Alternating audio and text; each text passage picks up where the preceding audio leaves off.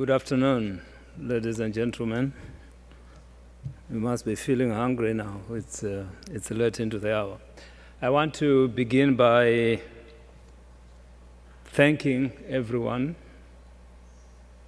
who stayed until this last minute, but also to thank those that left because they had to leave. I want to thank all the participants that came to grace this great conference of ours. Excellency Samedin Asadov, if I were to meet someone in the corridor and they asked me to describe you, I would say, he's Mr. Cool. We do appreciate your leadership, your patience, and your firmness in decision-making, but also in making fair decisions. ITU Secretary General, Doreen Bogdan Martin, you may want to know that she left to go to South Africa for the G20, and immediately after she had to fly back. That shows her commitment. I want to recognize our fellow elected officials and excellencies, ladies and gentlemen. First and foremost, you may not have known what was going around during WTDC, over and above the committee work. But I want, first of all, if you can show the cover of the Baku Action Plan. We have it ready. It will be published very soon. And if Secretariat can show the action plan.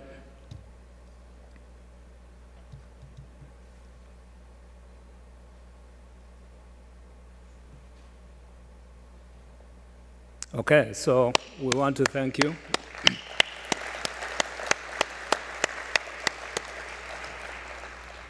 We were working as we were going. The document is ready. It will go through editorial work before we bring it to your attention. I want also for you to recognize that we had a fantastic youth celebration just the day before the WTDC.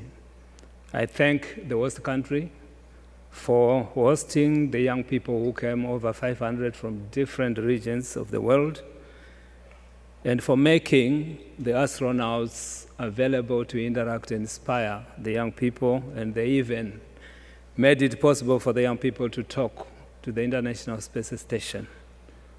So we are most grateful, Chairman, and the government of Azerbaijan. Next, I think you may recall, we also had, on the same day, on the 16th, an impact dinner that we held to recognize over 30 years of impact by ITUD.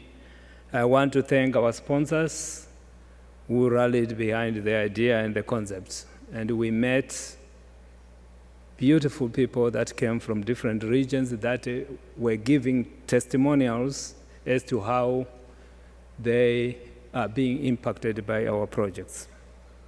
We also had the network of women, for we recognize bridging the gender gap is a must. And it is not just a preference or a choice on the menu. It is an imperative that we should do, and that's why every April, on the fourth week and fourth day normally of that week, we celebrate the Girls in ICT Day. We also held a special session that was well attended on the least developed countries, landlocked developing countries, and small island developing states. For without attending their needs, we will not be going far. I want to thank the ministers from all the regions who graced that occasion and shared their views. And for sure, some of the views were incorporated in negotiations that were held, but also equally important is that in our work, we are going to take seriously the suggestions and the strategies that were proposed. We also launched the Azerbaijan Innovation, ITU Azerbaijan Innovation Center. You may recall that in 2023, after taking office on the 1st of January, on the 25th of January, we launched the Innovation and Entrepreneurship Alliance for Digital Development. And I'm pleased to say we have established 17 acceleration centers, and a lot of work is happening, impacting young people, grooming them for a better future. And I want to congratulate, of course, the government of Azerbaijan, because together with the Secretary General, we visited the center, and it was a beehive of activity with young innovators coming up with a plethora of startups, supporting the ecosystem.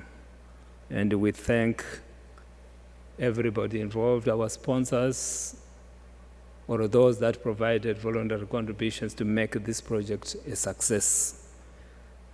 Finally, I want to say that our team was working very hard against time, and they produced the facts and figures report that we launched here. And the good news is we had 2.6 billion people that were offline. And as we gathered here, we announced our estimates, 2.2 billion people remain offline. Even one person is one too many, but we are pleased that we are making progress, and we have 6 billion people that are now connected. But being connected is not enough. We have to make sure that we bridge the digital skills gap. I want now to turn to my speech. I would like to thank the host country, Azerbaijan, for the great hospitality and facilitation extended to all the delegations and delegates.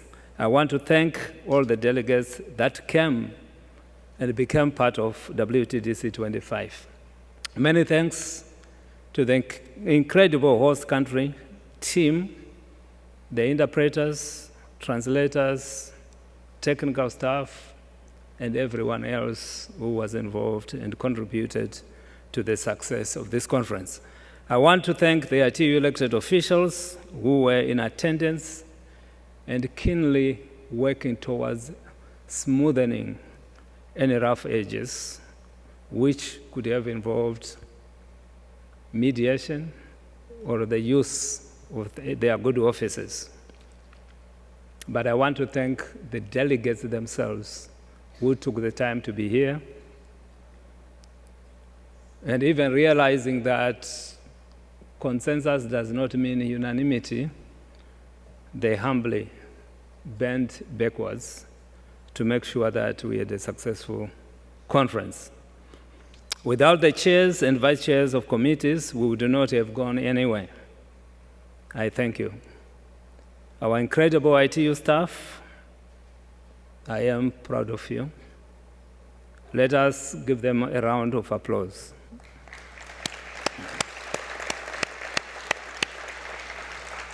We have staff here in Baku that you have seen. We have a lot of other unsung heroes that are in Geneva, in our field offices. They too made an immense contribution to the success of this contribution under the spirit of BDT for Impact. Thank you, everyone. I could not leave out the regional telecommunication organizations for helping coordinate our member states. Ladies and gentlemen, what an incredible 2 weeks. Our journey to Baku started in 2024 with the guidance and support of TDAC, with the creation of the various TDAC working groups on WTDC-25. I want to thank the chair, the vice chairs, and all the delegations that were part of TDAC during this cycle.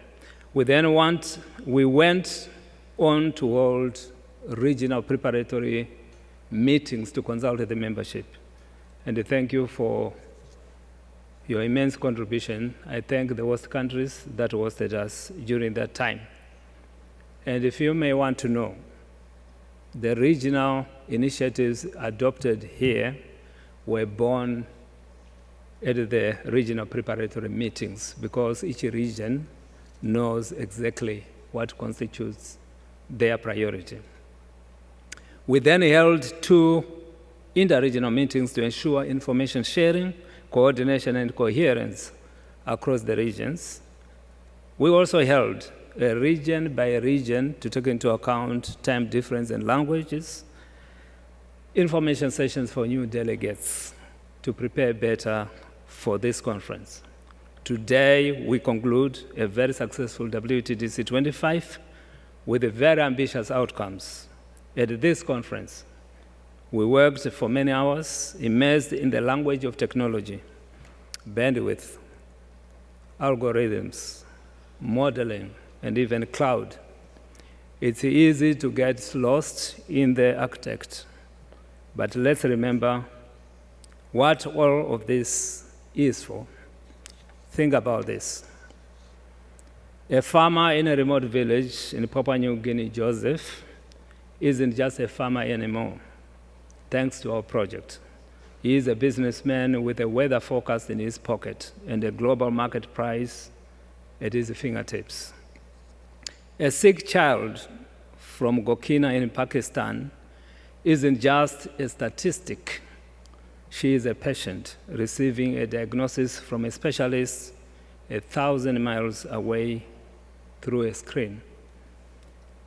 A smart craftsperson from Ethiopia, Masterwell, isn't just hoping for a customer. She's reaching millions, building a brand and shipping her art across continents with a few taps on the phone.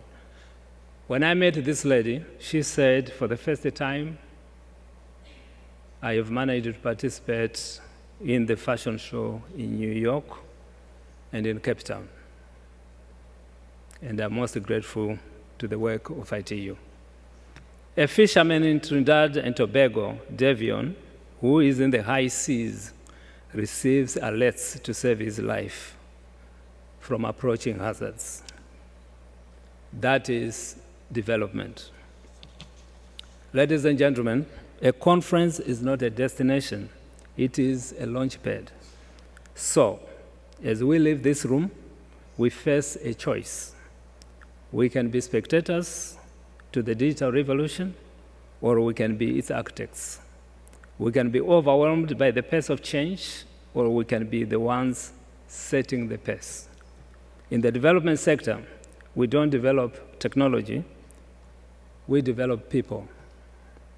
So as we close, let's carry that with us. Let's be developers who code with empathy, the engineers who build with integrity, the leaders who connect with purpose. Let's deploy technology that does not change just the world. It must change people. But that technology should care for the world, and it's changing. Excellencies, the future is not a place we are going, it is a place we are building. Let's go build a future not only smart, but also impactful. Not only connected, but also compassionate. Let us not just be inspired, we must be operational. The world isn't waiting for us to build it. Let us not just predict the future, let's shape it. I looked through the resolutions, the study groups, questions, and ITUD priority topics adopted here.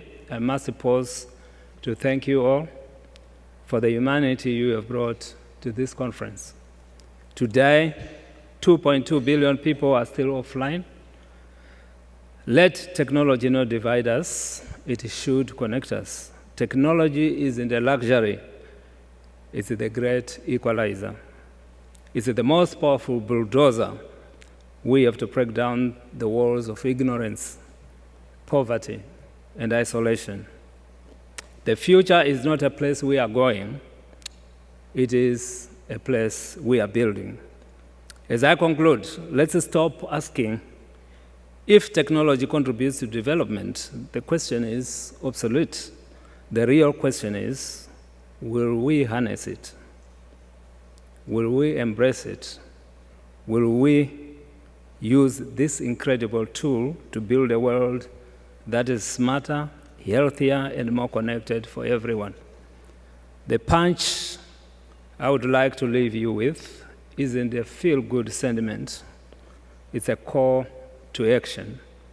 As they say, ideas are currency, but executing is king, or a queen, to be gender balanced. The real work starts now, and my team and I are ready. We count on your continued support. At this conference, we had slightly over 2,000 participants, a record number of delegates. 153 countries plus Palestine participated. 93 entities from our ITU development sector participated, 11 members of academia, and we had 159 VIPs who graced this conference. And with this, I want to wish you safe travels back home. Thank you very much.